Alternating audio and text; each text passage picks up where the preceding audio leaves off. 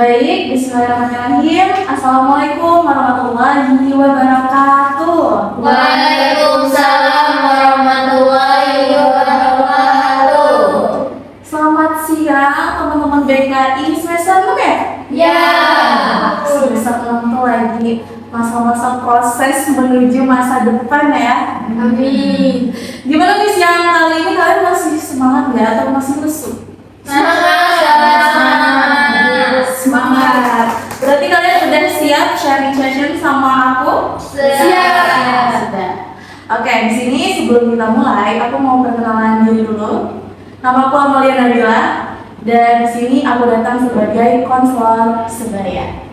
Kita bakalan sharing-sharing terkait bagaimana proses menjadi konselor sebaya. Menarik gak menurut kalian? Menarik. Oke, langsung aja kita mulai materinya. Jadi teman-teman, yang pertama kita akan menjelaskan dulu definisi dari konselor sebaya itu apa sih? Jadi konselor sebaya adalah individu yang memberikan layanan bantuan kepada teman sejawatnya, di mana temannya ini sedang butuh untuk didengarkan. Nah, konselor sebaya ini dipandang penting sebagai orang-orang yang mendengarkan mereka yang membutuhkan cerita, kesulitan nih, mau cerita ke orang tua, mau cerita ke guru BK, itu rasanya kayak takut dan ngerasa bingung gitu ya. Makanya konselor sebaya datang untuk sebagai solusi. Selanjutnya kita akan ngebahas sejarah.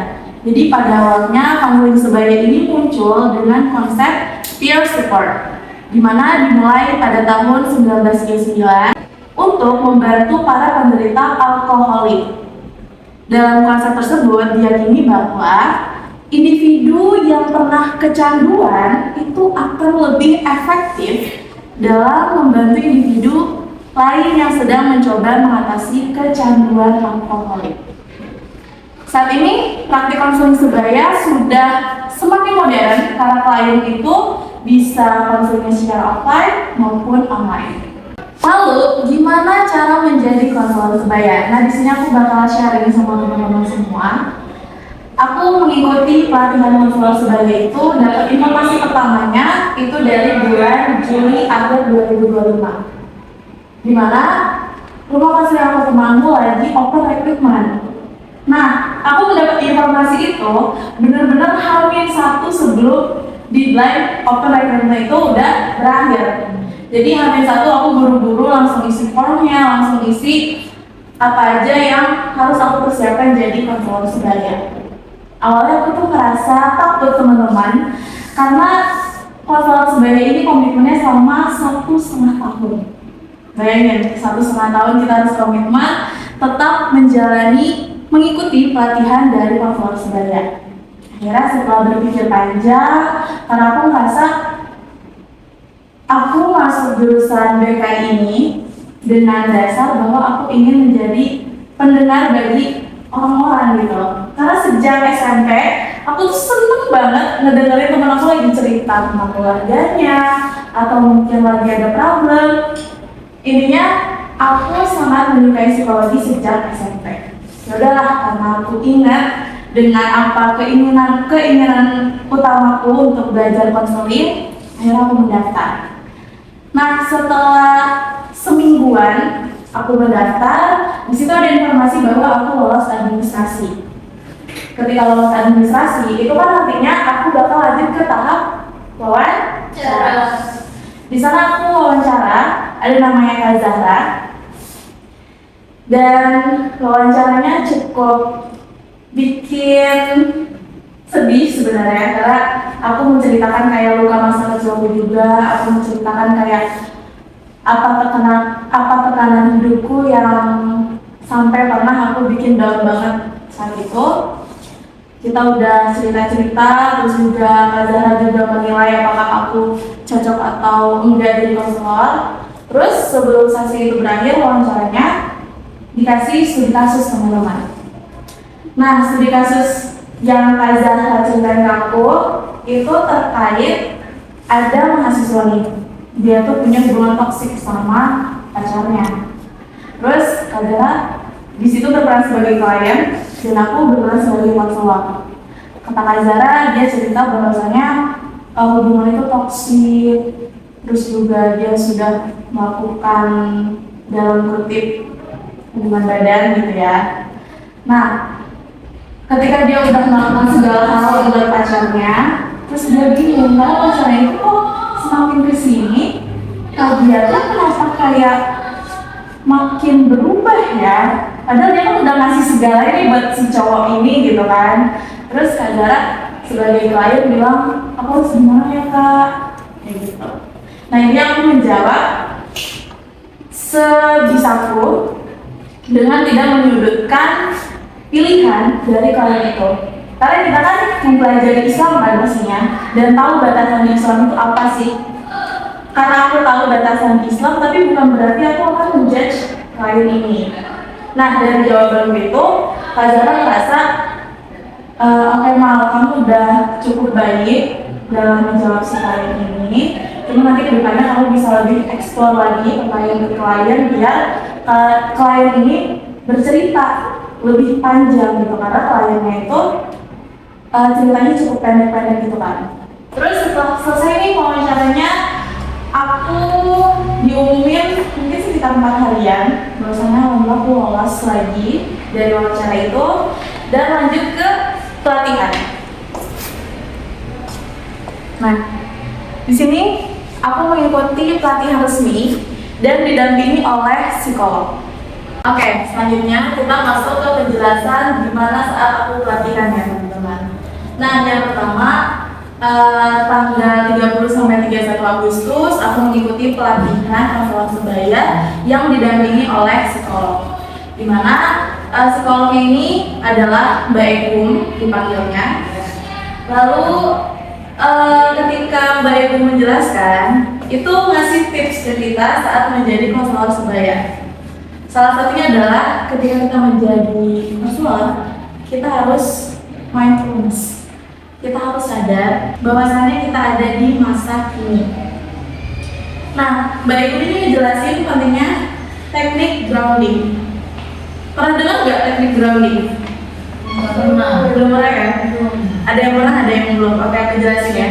Jadi teknik grounding ini bisa dipakai ketika klien merasa dia itu cemas, dia itu khawatir, dan dia tuh kayak gak fokus, pikirannya tuh kemana-mana gitu kan. Nah, dengan grounding itu bisa memfokus pikiran pada satu titik. Nama teknik grounding ini adalah 5, 4, 3, 2, 1. Dimana 5 itu adalah 5 hal yang dapat Anda lihat.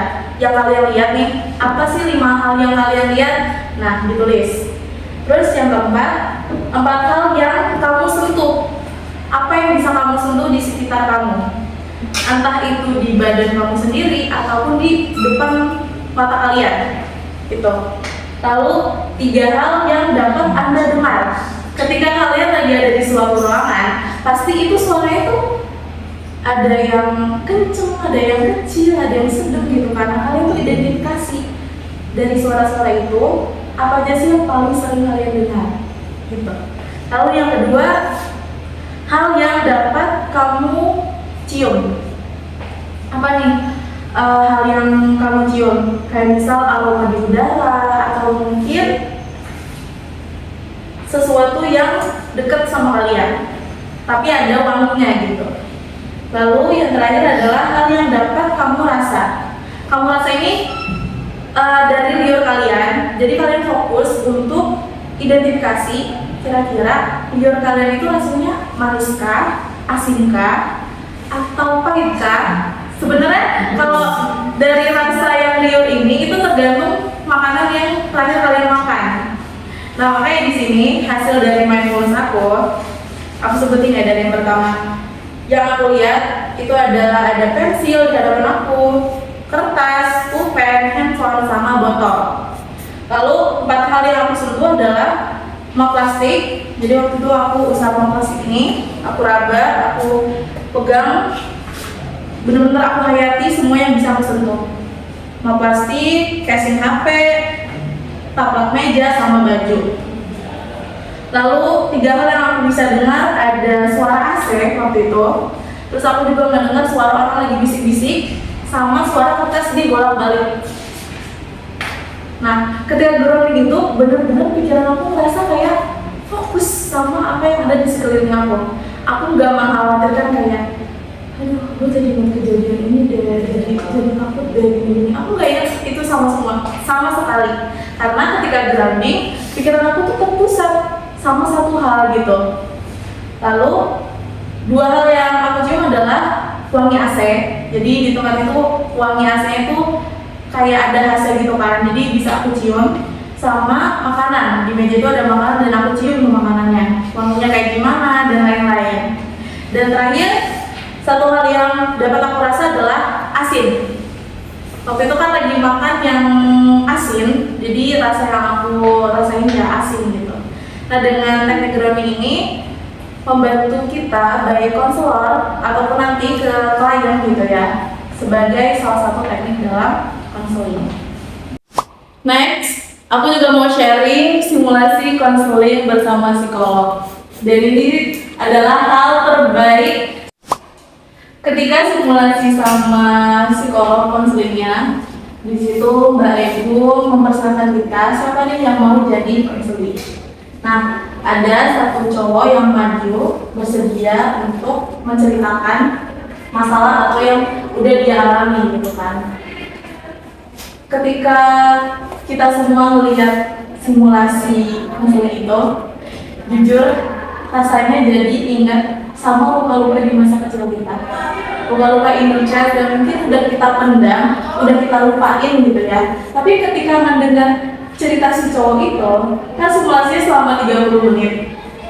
Itu banyak banget yang nangis karena entah karena inget dulu juga merasakan hal yang sama, atau mungkin karena merasa ceritanya emang sesedih itu gitu untuk kita dengar bareng-bareng.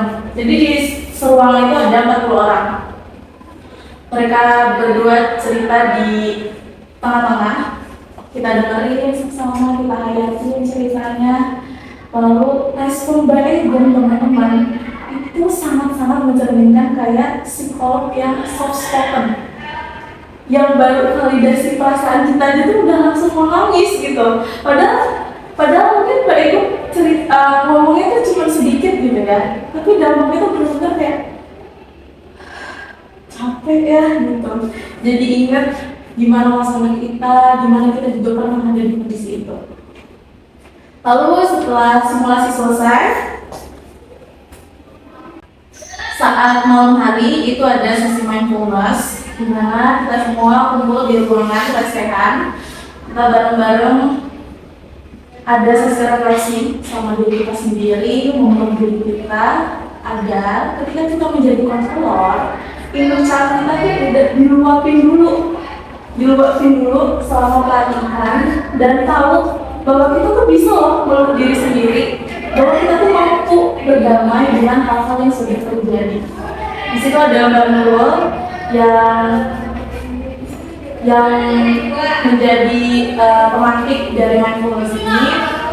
Kita juga nulis pengalaman pahit apa yang masih kalian dengar sampai saat ini, tulis detailnya di kertas, dan setelah itu lampu ini bakal dimatiin. Lalu kita akan renungi sama-sama, merefleksi sama-sama masalah kalian. Terus di situ kita pejamkan mata, terus Mbak Nurul pokoknya kata-kata itu bikin kita tersentuh dan jadi memeluk diri kita yang keren ya bertahan sejauh ini gitu. Setelah selesai sesi mindfulness, kebesokannya kita masih tetap ada materi yang disampaikan sama Mbak Ibu terkait tentang kesehatan mental, terus betapa pentingnya peran kita sebagai pengurus budaya. Nah, terakhir dari kegiatan ini adalah kita sama-sama mengucap janji konselor, lalu satu-satu 40 orang semuanya tanda tangan. Gitu. Jadi itu adalah akhir dari pelatihan hari-hari yang aku jalani. Sebelum kita ke materi selanjutnya, aku mau ice breaking dulu karena kayaknya kalian udah mulai mudah kesadarannya. Boleh kita ice breaking dulu. Jadi di sini nama gamesnya adalah up, clap, boom. Dimana ketika aku bilang up, kalian angkat tangan gini, clap, tepuk tangan sekali, sama boom. Nanti aku bakal naruh makanan, misal ini. Nah, kalian harus cepet-cepetan. Kalian harus cepet-cepetan. Gak boleh, tapi kalau misalnya udah ada yang dapat 2 kali, dia mundur. Mundur. Kalau nggak dapat Gak dapat ya udah pulang ke rumah deh. itu dapat semua ya. Siap gak? Apa gak? Siap. Up, clap, boom. Oke. Berdiri. Berdiri. Udah. Ike jangan deh. Pas nanti belakang. Pokoknya gak boleh terlalu dekat, gak boleh terlalu di sini ya.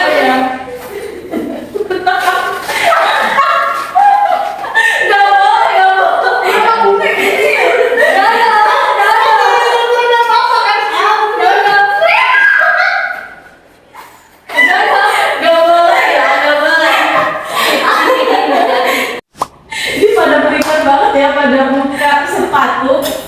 Udah siap banget nih? Siap banget siap. Siap. Oke, kita mulai ya.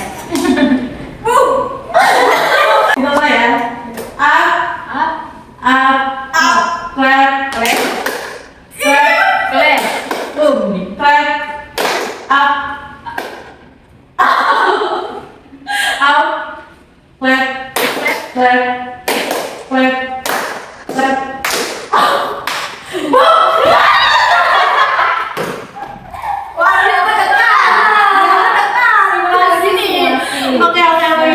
Oke, tadi gantian ya. 3 kali. Gantian formasinya ada nih. Oh, gantian. Gantian formasinya ada.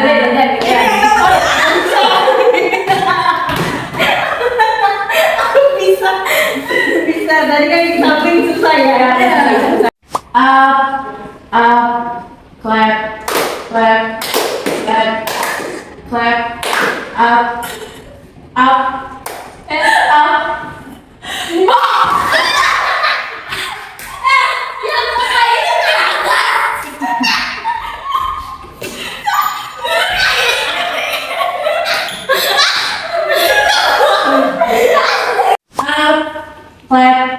Clap, clap, clap, clap, up, clap, clap, up. Kayaknya perbedaan itu cuma di depan doang.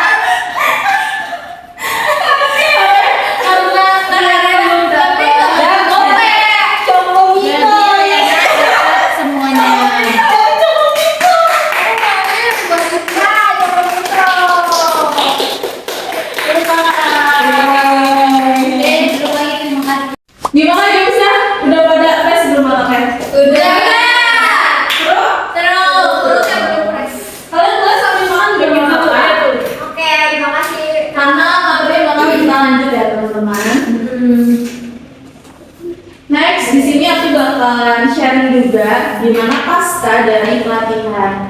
Kan udah nih pelatihan di bulan Agustus akhir, kita semua udah selesai, udah say goodbye sama teman-teman yang Masya Allah keren-keren banget.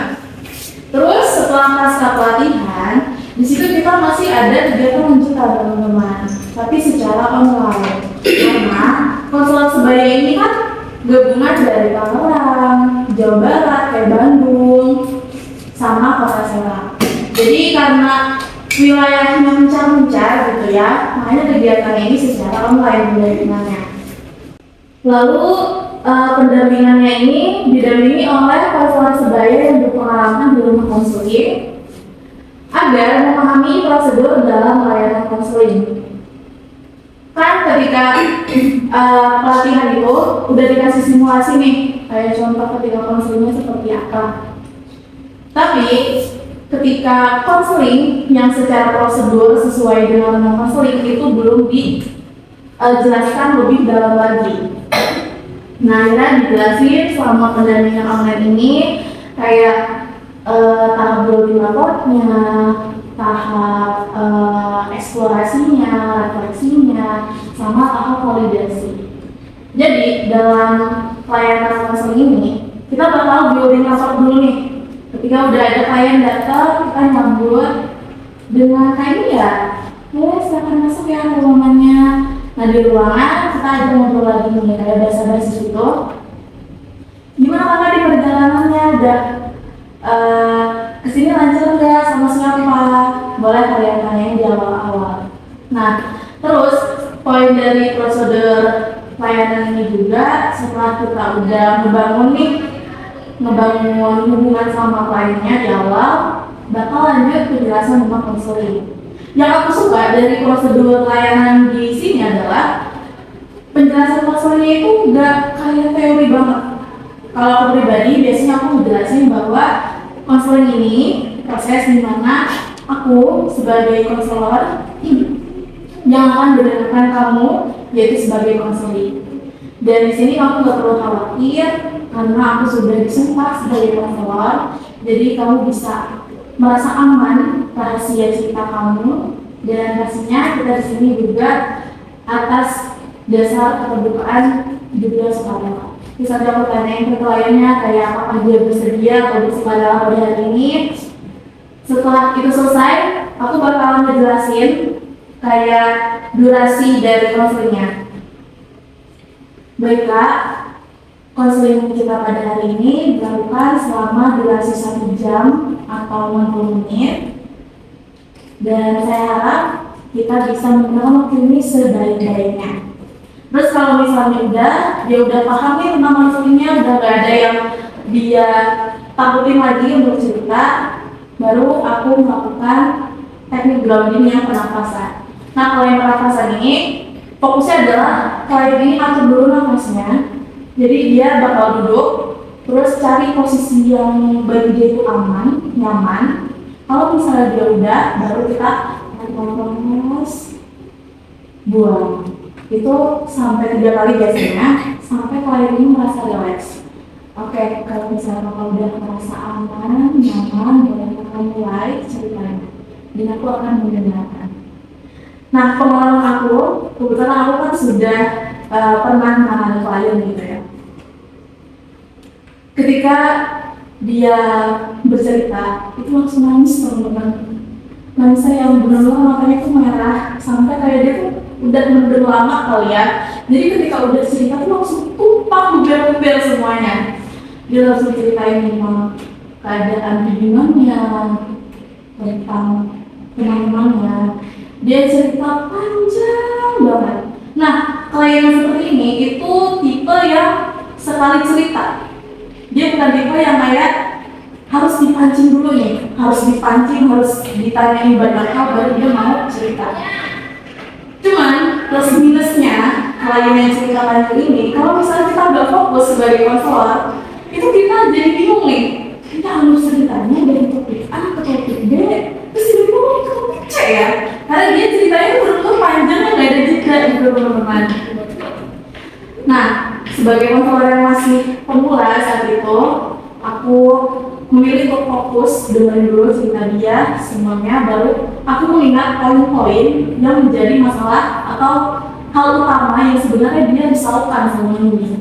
Ketika aku udah nemu nih poin utamanya, misal tentang keluarga, atau misal tentang pacarnya, atau tentang teman-temannya, aku gali lebih lanjut. Kira-kira pertemanan kalian ini memang dulunya ada konflik atau ini baru pertama kali? Nah kita gali lebih dalam tuh, sebelum ini tuh ada lagi nggak sih? Oke, digali. Kalau misalnya dia udah merasa udah merasa nangis udah mulai reda, karena ketika nangis kan aku pasti akan ngasih dia tisu, ngasih dia minum gitu kan, biar dia tenang.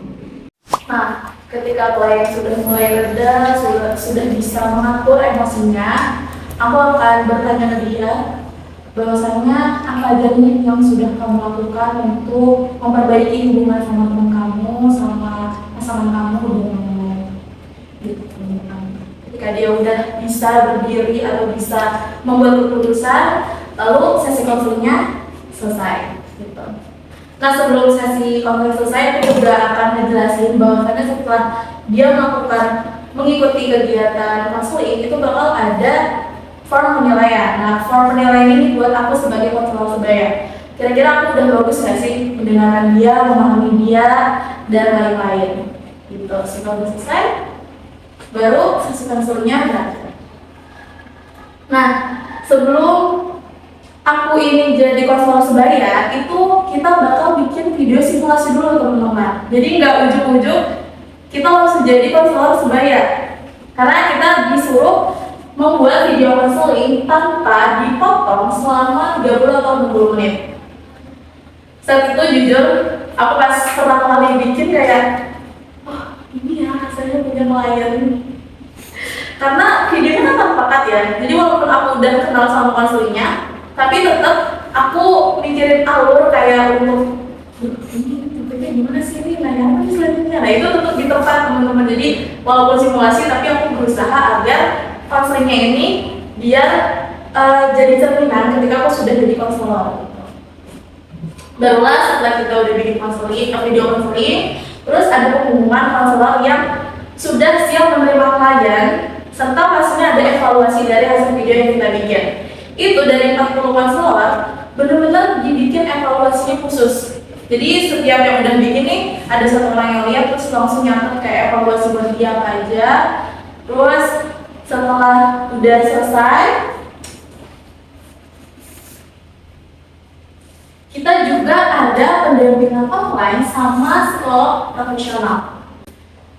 Terus ada diskusi mingguan juga, tapi kalau diskusi mingguan ini sama konselor sebaya. Jadi yang ditunjuk sebagai komandannya adalah konselor sebaya sendiri. Kalau misalnya ini semua udah selesai nih, sampai akhir tahun 2026 nanti, barulah kita akan perpisahan atau gathering konselor sebaya periode 2025 di akhir 2026. Dan kemungkinan kalau misalnya udah selesai di periode yang 2025 itu bakal ada open recruitment lagi. Gitu teman-teman. Dan ini adalah dokumentasinya. Ini bersama 40 konselor. Terus ini pas waktu sesi refleksi, lesehan bareng-bareng kita duduk biar saling mengerti satu sama lain. Terus ini waktu kita pendampingan secara online. Dan ini waktu pendampingan sama psikolog. Di sini ada Ibu Fadarian Nurhayat. Terus kita sebenarnya udah ada 3 kali. Yang ketiganya bakal di hari Jumat ini. Itu yang kedua adalah pendampingan konselor dalam isu inner child dan self acceptance. Studi kasus inner child dan penerimaan diri.